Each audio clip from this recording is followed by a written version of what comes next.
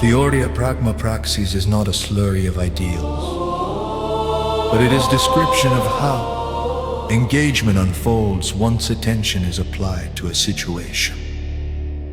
Theoria appears first because the initial posture toward the maze is distance. The maze is assumed to be stable because it is being treated as an object of observation. Understanding is expected to precede involvement. Clarity is assumed to be neutral. This assumption is not naive. It is the default mode of analysis. However, theoria is not passive. Even sustained observation exerts pressure. To frame a thing as intelligible is already to constrain what it can become. To search for patterns is to privilege certain outcomes over others. To imagine a solution is to narrow the space of possible responses. This assumption is not naive. The maze changes because attention is not inert. Pragma emerges not from action, but from engagement. It appears the moment a situation is treated as something that must respond. Pragma names the condition that forms when a situation ceases to be neutral, not because it resists, But because it is now involved. At this point, the maze is no longer an object. It is a matter, a situation. This is why pragma precedes praxis. Patterns have already been reinforced or weakened. Paths have already shifted by the time action is acknowledged. The situation has already been altered. Praxis, therefore, does not begin in a clean space.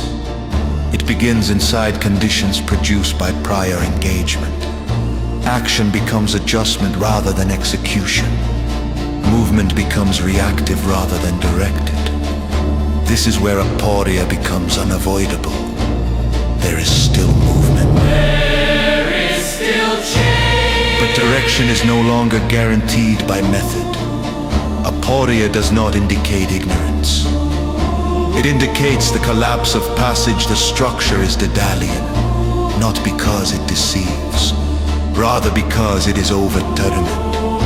Its precision allows variation.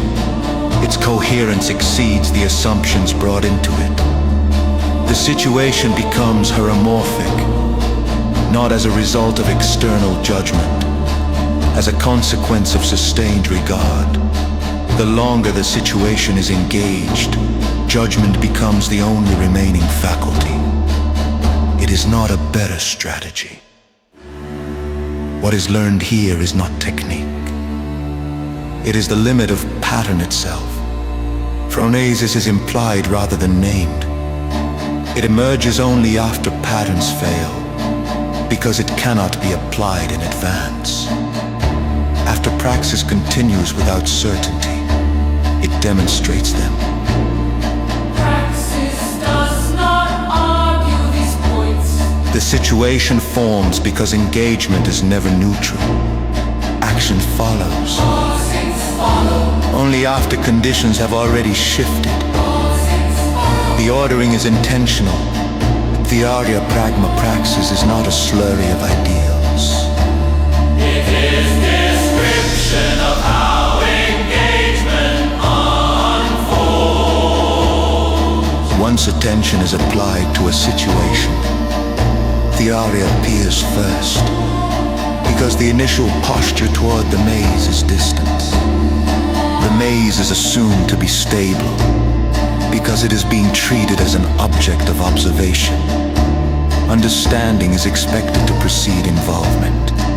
Clarity is assumed to be neutral. Theoria is not passive. Even sustained observation exerts pressure. To frame a thing as intelligible is already to constrain what it can become. To search for patterns is to privilege certain outcomes over others. To imagine a solution is to narrow the space of possible response. This assumption is not naive. It is the default mode of analysis. This is why the maze changes before practice begins. The maze changes because attention is not inert. That is the condition this praxis names.